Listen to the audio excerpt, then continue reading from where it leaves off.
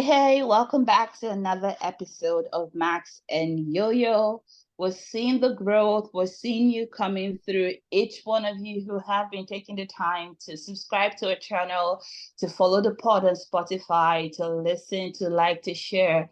We appreciate you. We thank you so much. But today is different because we've got a guest on the pod. And I'm going to hand it over to Yo-Yo to do a bit of introduction before we have her introduce herself as well. So Yo-Yo, tell the people what they're about to listen to. All right, our 30 plus community, thank you so much for following us. Thank you for sharing and liking our videos. And for those that have gone the extra mile to put one or two comments, it means so much to us. Thank you. And so remember when we started this podcast, we want to build a community. And so we know it's a 30 plus click, but values and lenses and inspirations never limited to age. And so today we have a friend, ID. ID is coming from a place of double chances, and so she's had the opportunity to learn and validate our lessons, and also had the opportunity to pick up our qualities and also validate our qualities as well. And so we'll be talking about lessons that she has learned from marriage, and also the qualities she wanted to have in marriage, and also the opportunity she had to also validate those qualities. And so, ID, welcome to 30 Plus Click. Thank you very much, Yo-Yo. I'm very happy to be here today to talk about this. You're welcome. Max?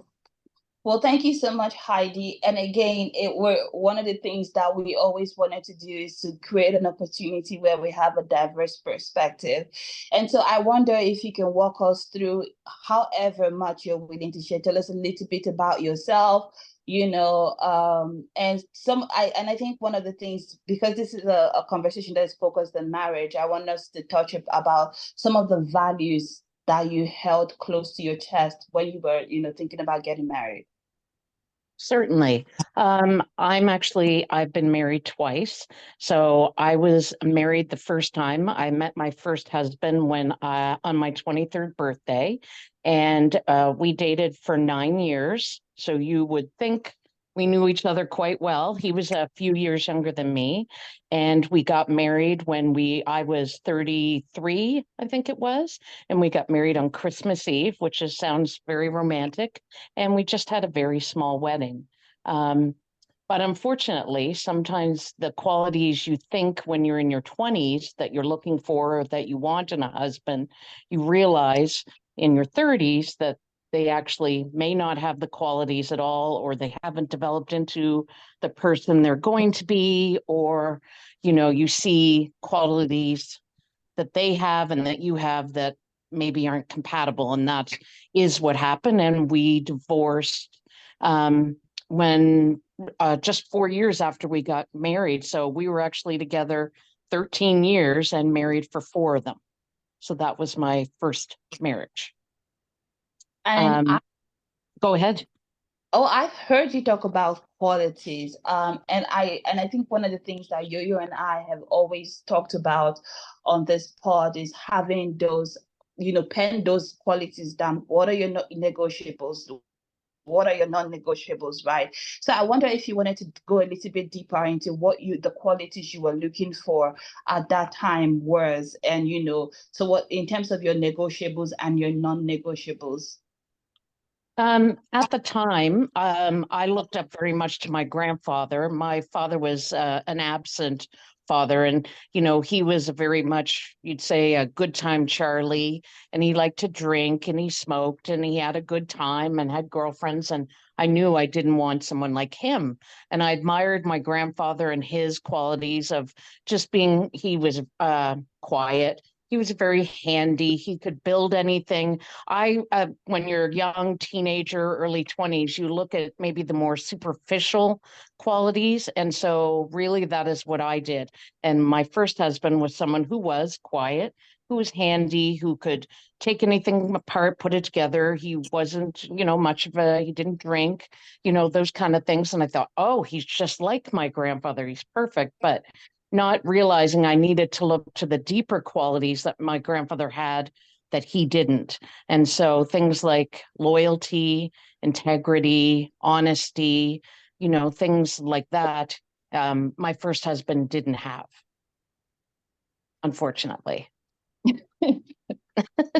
It's okay. And I want to, there's something that you mentioned right there, Yo-Yo, I don't know if you picked it. It's something about superficials, having, like when you look at qualities as a young person, but you're looking at them from the place of superficiality. I think that really just hit home for me, because when you're growing up, you don't really realize that, wait, hold up a minute. I need to really dig deeper into this conversation. I don't know. Did that resonate with you, Yo-Yo? Absolutely. I was just waiting for you to land. And so when you talked about being superficial and just being 20 plus and not looking further than the journey, and so kind of people would settle for qualities that they really need right now without focusing in the next 10 years, in the next 20 years, in the next 13 years being together. And so what do you think would be those qualities for the future in marriage? So for myself, I am married for the second time now, and I was single for, I don't know, 8 years. And then I actually came back in contact with my high school sweetheart. And I don't know if I think I've told you that before, Yo-Yo. So Yes. we had dated in high school. We had gone to the prom, and then we broke up before we went to university. We were young and I just wanted to have fun. And 25 years later, we reconnected. So it was 10 years after my divorce. And we just started talking, on the computer at first, because he lived in the United States and I lived here. And it gave us a chance to really get to know each other again.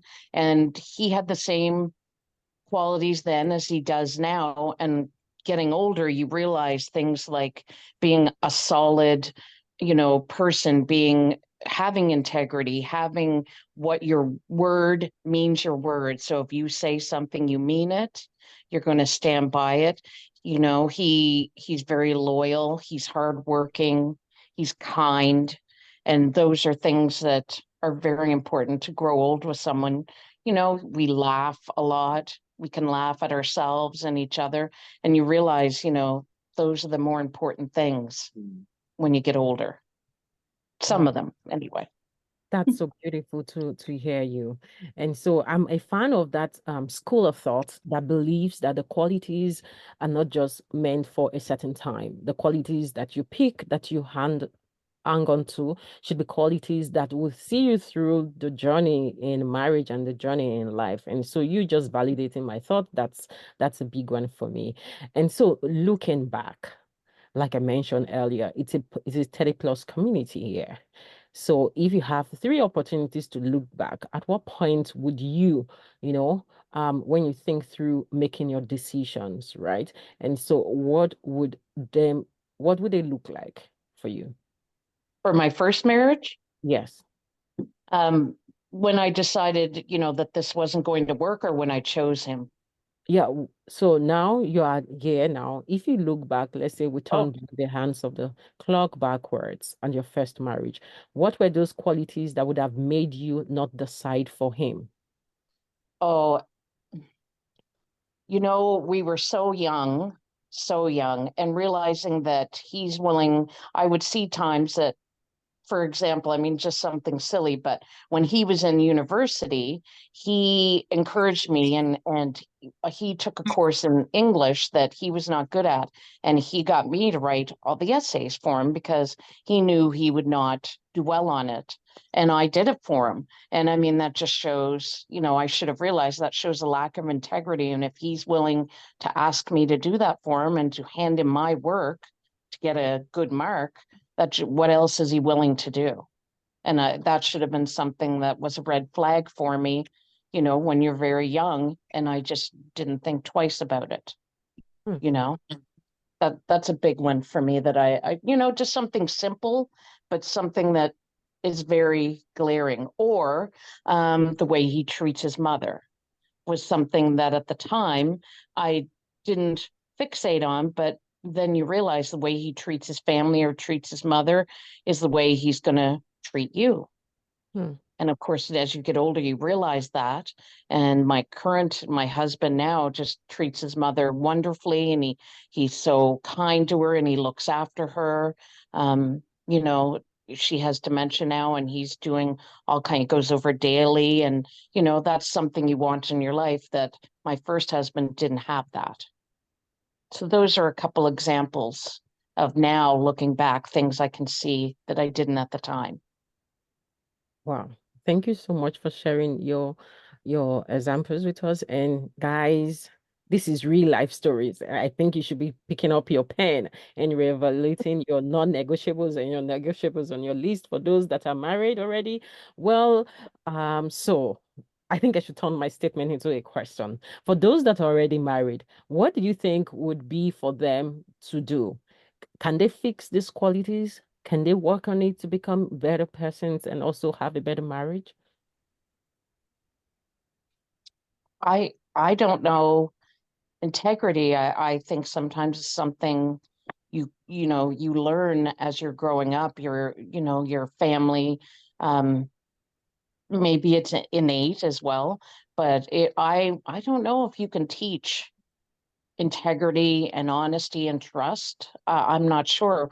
We did try to go to therapy, but he was not willing to put the work in or to be honest with me and with himself. And if they're not willing to try and change, then there just is not. If someone is married to someone who isn't, doesn't have some of the most important qualities like loyalty, honesty, they have to be willing to work on it. That's if they're not willing to, or if they just don't want to talk about it, then where is the future? Hmm. That's Interesting. a question. That's actually a very deep, very important question. And I've just been here sitting back and listening. And honestly, I think you've dropped so many gems. The fact that the points when you touched about how he treats his family, especially his mother, is probably how he's going to treat you. That was, and it was it rang true for me. It rang home for me. And then I think it's something as simple as, what is this person willing to do? Like sometimes you could be in a relationship with somebody and the little things that you let slip away speak to a much bigger whole, but like you don't realize it in the moment. But then when you look back, when you look forward and you start to see, oh wait, I shouldn't have let them get away with that, because look at this now, it speaks to a lot. And I think that you've really dropped, and I really wish that people are taking the time to like listen, because there is a lot being said here, right? That I think if you are in the process of making a decision, this is the time you still have the energy, you still have the time to like reevaluate your situation, or and make sure you're getting it right the first time. And if you are already in a situation where, well, it's unfortunate, well, you cannot be with somebody who isn't willing to make it work. I think that word willingness to work on it, is where it all hinges for me. I don't know if that rang true for you, Yo-Yo. Absolutely. So, um, I'm a fan of people being invested in themselves. So it's okay not to have that foundation because of where you grew up. You never saw those qualities. But it's also very important at some point where you need to find the qualities that matches your future. And so when you realize that there is a shortfall, it's also important to find your baby steps to making progress. But when you're not willing, in fact, some don't even see the importance of learning it, or in fact realizing how valuable these skills are, it becomes so very difficult how that can work. So whatever stage that we are in, we have to first of all have an open mind and be willing to work on ourselves so that we can have better qualities and contribute to people's life in a good way. So yeah, that's my take, Heidi. And so thank you, Heidi, for joining us today. And I want you to have an open mic to our communities. And so, Heidi, Yes. what would you like to tell the people that are about to get married? Oh, especially if they're young, but of any age, I think um, really look at your partner. Maybe, I don't know if you go to pre-marriage counseling, but really look at your partner and think to yourself, if we're going to have kids, what do I expect from them? What do I want from them? we didn't have children, he and I, but you have to think, look at his qualities, all the good and all the bad, ones that you think you like, but look to the future in 20 or 30 years and think, is this going to work for me then? It might work for me at 20, but is this going to work for me at 40 or 50 or 60? And just, think ahead to what you want in your life, what you, need from your partner, and really try to take the rose-colored glasses off and see if they are the right person for you. Because it's never too late, to change your mind, before you're married and say, this isn't working for me, or this isn't right, is what I would say. Okay, thank you for that. And my next question would be for couples that are struggling in their marriage for so many reasons. So some of them would try to make it pretend that it's working, but deep down in their heart, it is really not working. And also those that are really making efforts, let this thing work. They're both trying. What would be your comment or advice to these categories? I think if you can afford to go to therapy or to get a counselor or a therapist, I think, it's really helpful because they can, make you see things, they can open your eyes to things, or have you talk about things that you maybe aren't even aware of, that you don't realize are happening, or things you're saying and doing that maybe aren't positive and are not moving the relationship forward. Sometimes we get in a circular, system where you do something and then I respond and do something, and you just go around and around, and you have to break the cycle that you just aren't even aware that you're in. And, if you can really, stop and take a step back and look at what are we doing in our relationship? Um, do we want to? Do we still love each other? And if you do, or even if you think maybe I don't, can we get back to it? Thank you. I love that point when you said, can we get back to it? That was so profound. Yeah, because things really do happen, and sometimes you can just get carried away with so many activities, childbearing, raising kids, or just so many situations, and you would have lost touch with the fire, the flames of love that you started with. And so please get back to it. That's from Heidi. Yep. Yeah, nice. Max. All right. Thank you, Heidi. So much knowledge. So I encourage everybody to take the time to listen to this over and over again, because you will get new nuggets of knowledge as you listen, whether it's for the people, the young girls who are dating currently, you can think about what she has said in context of your relationship.